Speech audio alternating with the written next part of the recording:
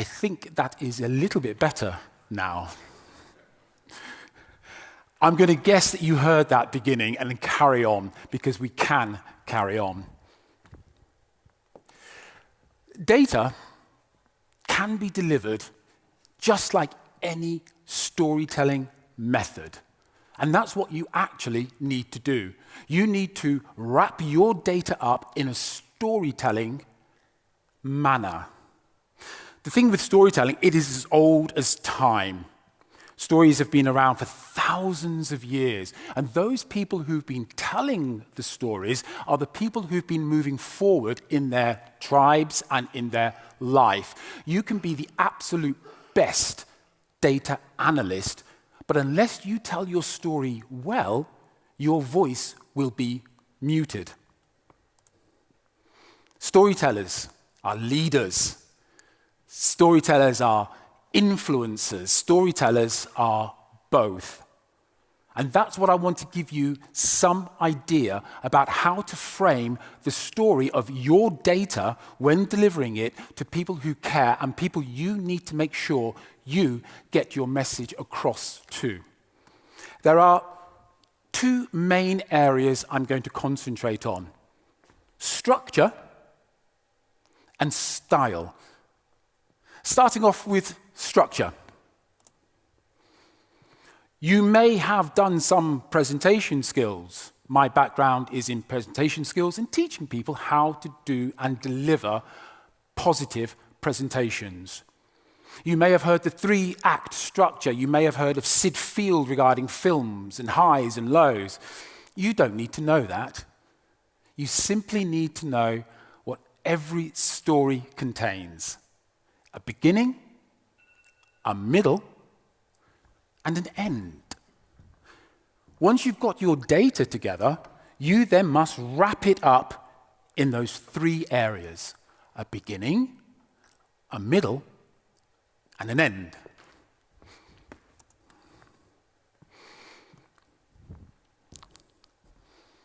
Start at the back. Start at the end. What's the call to action you want your audience to take? What do you want them to do, to think when they walk away? What's the takeaway for your audience? That will inform you regarding your title. Once you know your title, once you know your call to action and takeaway, it's then very easy to keep the focus on those points that you want to illustrate to the audience that are listening to your presentation. Style. Those are the basics we've spoken about. Style is how we put it across, how we transmit ourselves to our audience. 2 things. Be authentic.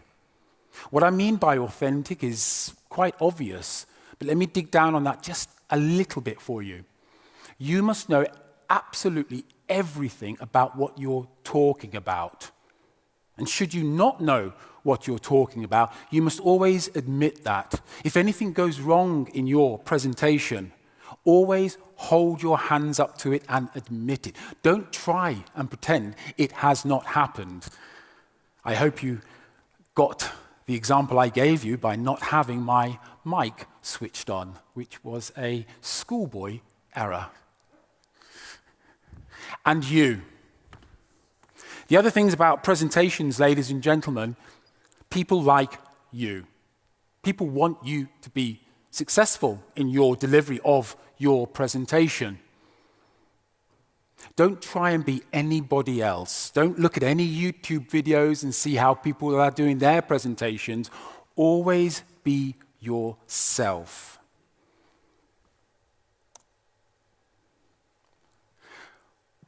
Hold your audience's hand as you make your way through your presentation.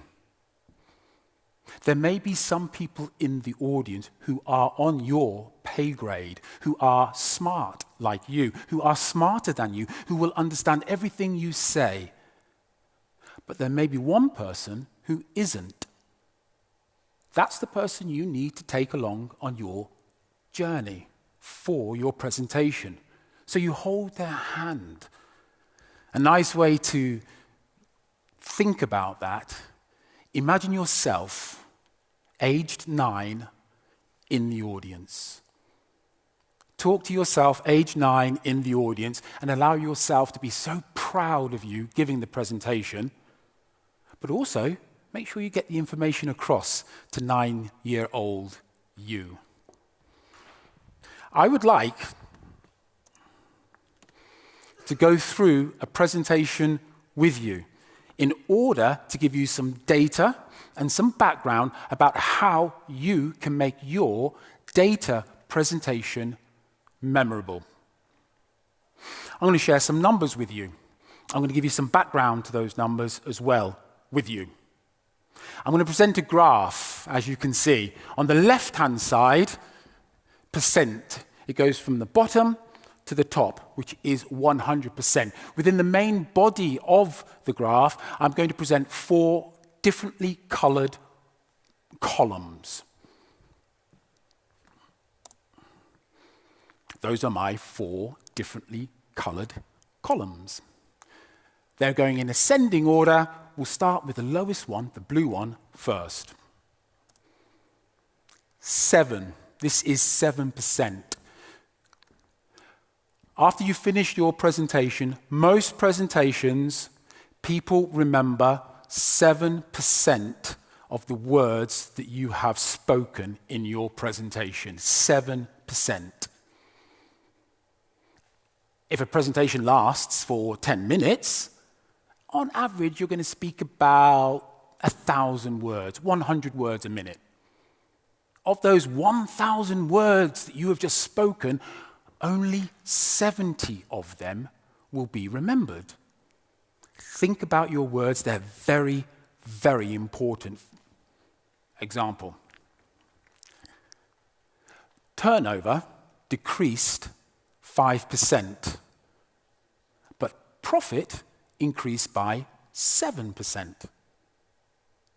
How many people remember that line from my presentation afterwards? I don't know. We've just spoken some words. Next up, tone. Tone is how we modulate our voice. And if you think about it, you can equate tone to songs and music. How many times have you heard a song performed by your favorite singer where it's been a 3-minute song and the person has sang every single second of that 3 minutes and said a different lyric every single second? They have not. They've taken their time. They've modulated, they've put rhythm, they've put cadence into their speech, into their song. That's very much the same as a presentation.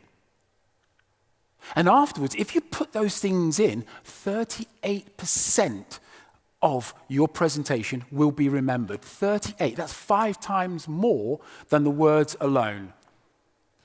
You must learn to use your voice. And the best thing about using your voice is pausing. Do not be afraid to pause. Example. Turnover decreased by 5%. But profit increased by 7%. Suddenly, I've made those words no longer just words, I've put some emotion into that. We can. When we're saying something serious and important, let's slow down. Let's make sure the audience gets that message. But when we're saying something we're excited about, we're passionate about, feel free to race along. Increase your voice. Show that passion that you have in your voice. What's next? The yellow. Body language. As you see, I've been moving around. I've been using my hands freely. I would like to suggest that you will use your hands freely. When I open my body up like this, I am telling you, I am someone you can trust. You can see the palms of my hand. You can believe what I have to say. I'm not going to lie to you. When I close myself up, you're going to think something differently. And body language, ladies and gentlemen, takes a massive 55%, and we can use our hands in many different ways to gestures. Like the politicians, we can use our thumb for authority. Like the composer, we can use our hand as a baton to really stress the point of what we're saying. We can use everything to our advantage. And if we use body language when we're delivering data, we're going to increase the memorability of our presentation to 55%. But there's still one more thing we can do.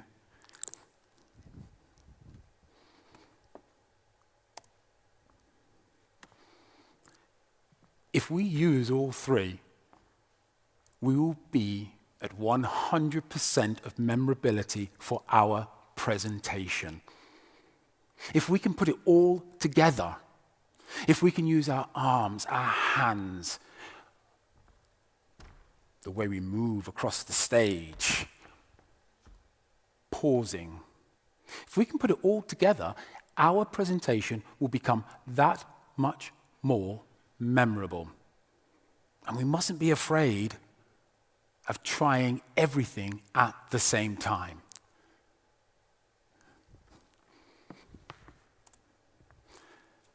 Ladies and gentlemen, we've been through this rather quickly. Structure and style equates to an engaging and memorable data presentation. And sometimes, just to make sure everybody understands what it equates to,